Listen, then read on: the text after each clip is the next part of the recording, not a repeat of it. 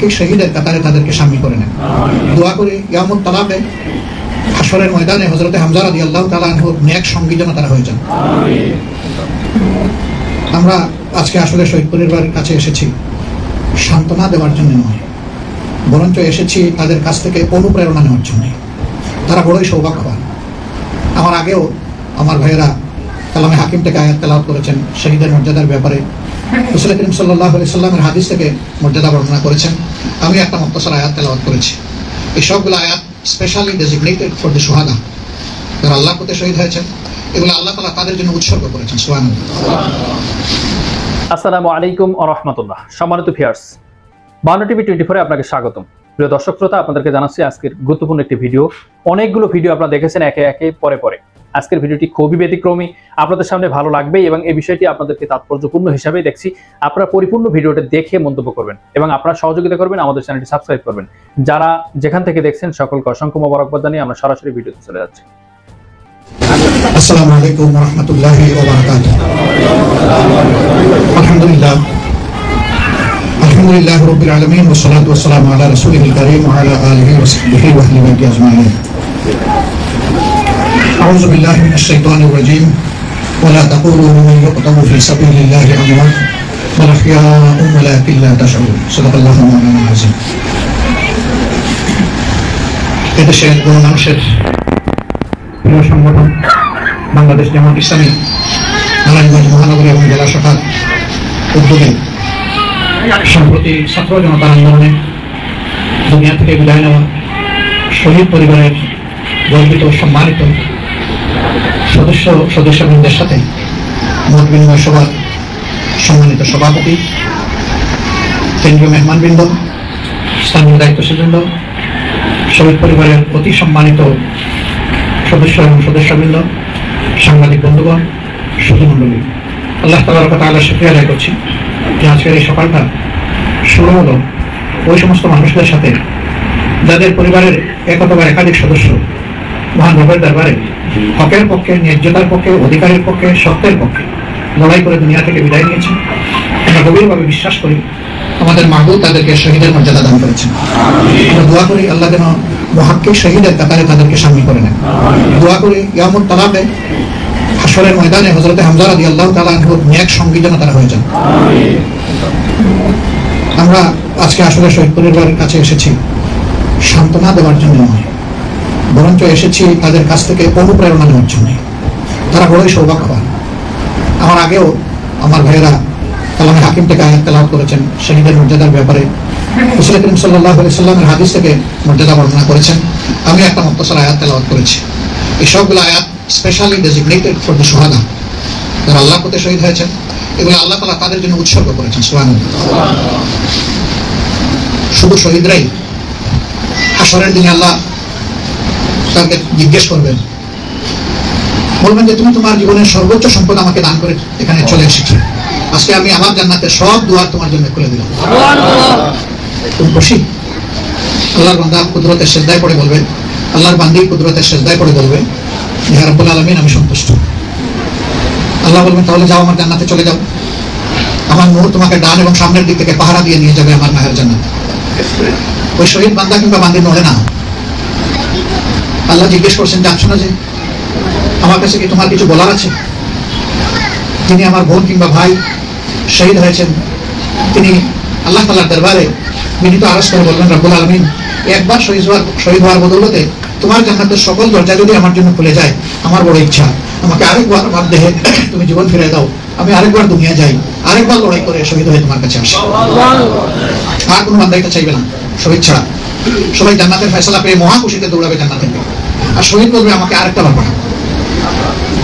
একজন মানুষের দুনিয়ায় দ্বিতীয়বার আসেন, আর কোন মানুষকে আল্লাহ দ্বিতীয়বার পাঠাবেন না। তিনি হচ্ছেন হযরত ঈসা আলাইহিস সালাম।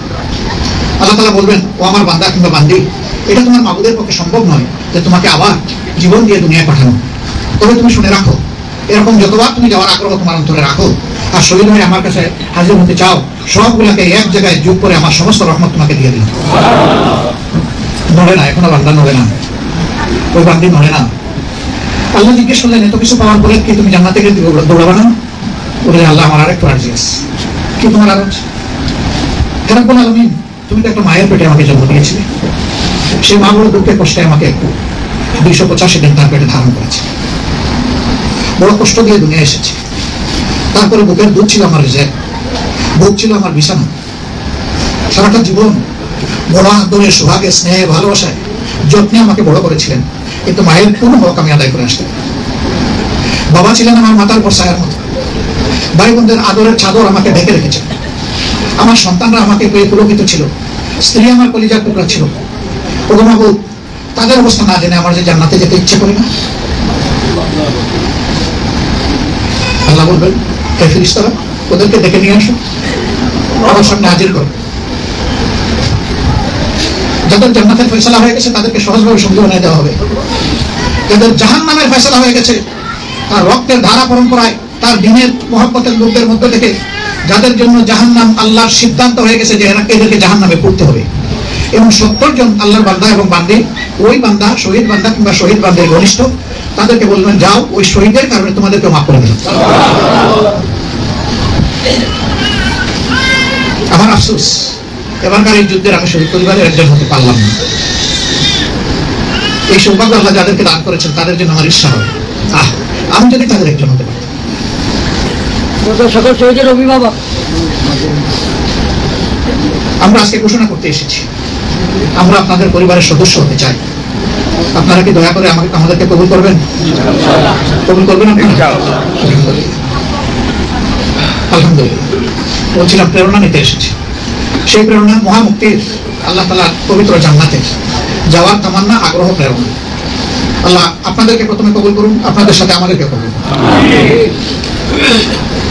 এই আন্দোলনের সংগ্রামে এটা সত্য, এইখানে জাতি, ধর্ম, দল, ধর্মের কোনো ব্যবধান ছিল না। এখানে অন্য ধর্মের অনেক লোক তারা নিহত হয়েছেন নির্মমভাবে। আল্লাহ তাআলার কাছে তাদের ফয়সালার ভার আমরা ছেড়ে দিলাম। তবে আমরা এদের সকলকে গভীর শ্রদ্ধার সাথে স্মরণ করার পক্ষে।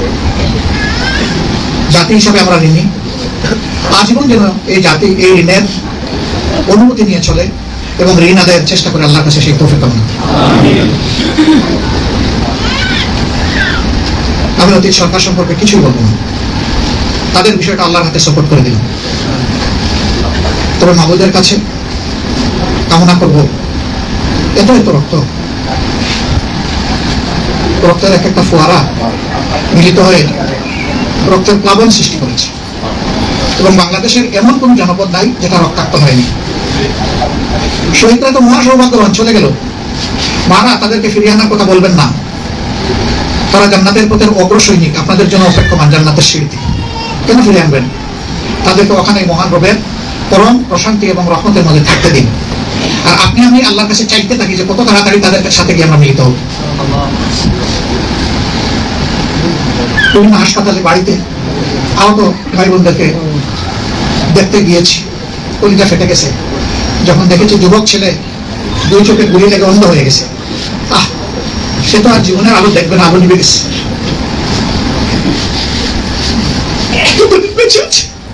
কারো সহ্য ছাড়া একটা কদম ফেলতে পারবে? এদের মা বাবাকে আমরা কি শব্দ দেব? এদের আপনজনকে আমরা কি শব্দ দেব? সেদিন এই নারীগঞ্জে এসেছিলাম, আমাদের শহীদ বোন সুমাইয়া, তার 2.5 মাসের নিষ্পাপ শিশুর পক্ষের দিকে তাকাইয়া আমরা নিজেদেরকে ধরে রাখতে পারি না। এই বাচ্চা, আল্লাহ তাআলার দরবারে দোয়া করি, আল্লাহ তাকে তাইয়্যিব হায়াত দান করুন, আল্লাহ তাকে তাইয়্যিবা তাহেরা হিসাবে কবুল করুন। এই বাচ্চার মুখে যখন জবান হবে, ও কারে মা বলে ডাক দেবে? একটা বাচ্চার তো সবচেয়ে বেশি সম্পর্ক তার মায়ের সাথে। ও মায়ের রক্ত খেয়ে খেয়ে এসে বড় হয়েছে, সে তার মায়ের নাড়ি ছেড়ে দেওয়া। যখন সে দেখবে যে নির্মমভাবে বাচ্চারা মা মা করে ডাকছে, তখন সে মা বলার জন্য কাউকে বুঝে পাবে না। ওদেরকে আমরা কি সান্ত্বনা দিব বলুন? যারা ক্ষমতার জন্য এত বেপরোয়া হয়ে গেলেন, তারা কি একটাবার চিন্তা করলেন না যে এরাও মানুষ, এরা এই দেশের নাগরিক? আমরা কত বাচ্চাকে এতিম করে দিচ্ছি, কতটা যুবকী মেয়েকে আমরা বিধবা বানিয়ে ফেলছি, কত বাবাদের মুখ আমরা ভেঙে দিচ্ছি। একটাবারও কি তারা চিন্তা করলো না? রাজশাহীতে গিয়েছিলাম, একটা ভাই সে রিক্সা চালিয়ে কোনো সুরত তাদের জীবন চালায়। ওই সময় সে যুবক মানুষ নিজেকে ধরে রাখতে পারে নাই, রিক্সা গ্যারেজে ফেলে 1 কলসি পানি নিয়ে একটা গ্লাস সাথে নিয়ে দৌড়ে গেছে যে যারা এই কঠিন রোদের মধ্যে কষ্ট করতেছে তাদেরকে একটু পানি তুলে দেবে। পানি খাওয়া শেষ করছি, একদিকে রেখে সেও লেগে গেছে ওদেরকে সাহায্য করতে। জালিমের বুলেট এসে তাদেরকে 3টা বুলেট পর পর এবার করে দুনিয়া থেকে বিদায় করে নিয়েছে। বিয়ে হয়েছে 1 বছর, তার স্ত্রীটা মাত্র 6 মাসের রক্তসত্ত্বা। চিন্তা করলাম এই মেয়েটা যদি আমার পৌরহিয়ার মেয়ে হতো, আজকে আমার ভক্তি কি হতো। আমি মেয়েটাকে জিজ্ঞেস করলাম, আরে তোমার অনুভূতি কি, তুমি কেমন আছো? আমাকে বললো, বাবা আমি যেমন থাকি আমি আমার গর্বের সন্তান নিয়ে চিন্তিত। ওর কি হবে? ও তো একজন গরিব রিক্সাওয়ালা সন্তান, আমার বেঁধে রেখে গেছে। আমি কি পারবো তাকে মানুষ করতে? মেয়েটাকে বললাম, মেয়ে আজকে তুমি আমার মেয়ে, তুমি বর্তমান সন্তানের যাবতীয় দায়িত্ব বাংলাদেশ জামাত ইসলামে কবুল করলো। আল্লাহর পর ভরসা, তোমাদের বেঁচে থাকা পেয়ে ওটা আল্লাহর রহমত দিয়ে দেখে দিবে। আর মানুষ হিসাবে আমরা তোমাদের পাশে থাকবো। এখন থেকে প্রতি মাসে তোমাদের চলার মতো, সম্মান ইজ্জত দিয়ে চলার মতো একটা অংশ তোমাদের কাছে ইনশাআল্লাহ পৌঁছে যাবে। তোমার এই বেবি দোয়া করে দুনিয়া আসুক, মেয়ে হোক ছেলে হোক, আল্লাহ যা পছন্দ করেছে সে যেন সালেহ আওলাদ হয়, সালেহ হয়। তোমার জন্য যেন চক্ষু শীতলকারী হয়। ও বড় হওয়া পর্যন্ত তার লেখাপড়া সহ যা কিছু প্রয়োজন ইনশাআল্লাহ সে আমার নাতি হোক আমরা সেভাবেই দেখবো তাকে ইনশাআল্লাহ। এই যে সুমাইয়ার কথা বললাম, ওর স্বামী একজন গার্মেন্টস কর্মী, গরিব মানুষ, কোন সুরত চলে, সংসারে সুখী ছিল তাদের। তার বাচ্চাদের ক্ষেত্রে আমরা আল্লাহর উপর ভরসা করে একই কথা বলে এসেছি, যেখানে যাই নিজেকে ধরে রাখতে পারি না। আমাদের এত টাকা পয়সা নাই, কিন্তু আমাদের গানি আল্লাহ রাব্বুল আলামিনের ভান্ডারে কোনো কমতি নাই। আমরা তার উপরেই ভরসা করে এই কথাগুলো বলার চেষ্টা করেছি। আল্লাহ যেন আমাদের এই ওয়াদার জায়গাটা ঠিক রাখেন, আল্লাহ যেন সেই তৌফিক দেন। আপনারা দোয়া করবেন। কালকে একটা বাড়িতে গিয়েছিলাম, এরকম এক শহীদের বাবা দৌড়ে এসেছেন অফিস। তিনি এসে বললেন, আমার কোনো চাহিদা নাই, আল্লাহ আমাকে যথেষ্ট ভালো রেখেছে। ওর স্মৃতির জন্য গ্রামে একটা মসজিদ শুরু করেছে। আপনারা পারলে আমার মসজিদটা, ছেলের মসজিদটার দিকে একটু খেয়াল করবেন। এই ধরনের অনেক শহীদের সাথে, পরিবারের সাথে আমাদের মোলাকাত, তারা বলছেন আমাদেরকে কোনো আর্থিক সহযোগিতা লাগবে না, আপনারা এসেছেন, আমরা প্রশান্তি পেয়েছি। এই জাতি যেন আমার সন্তানকে ভুলে না যায়। আসলে আমাদের ইতিহাস বড় বিচিত্র। ইতিহাসের পালা বদলে আমরা বন্ধুকে শত্রু বানাই, শত্রুকে বন্ধু বানাই। এরকম যে জাতি করে, এই জাতি কোনদিন বিশ্বের দরবারে নিজের বিবেকের কাছে সম্মানিত হতে পারে না। অপসংস্কৃতির এই যন্ত্রণা থেকে এই জাতিকে বের হয়ে আসতে হবে। যার যেখানে যে অবদান জাতির জন্য এটা শ্রদ্ধার সাথে স্বীকার করতে হবে। আমরা প্রধান উপদেষ্টা এবং উপদেষ্টাদের সাথে বসেছিলাম, আমরা বলেছি যে পরিবারগুলোর আর্থিক সহায়তার প্রয়োজন, অর্থবহ সহযোগিতা দেওয়ার পদক্ষেপ আপনারা গ্রহণ করুন এবং রাষ্ট্রের সকল খাতের মধ্যে এটাকে এখন আপনারা সর্বাধিক অগ্রাধিকার দিন।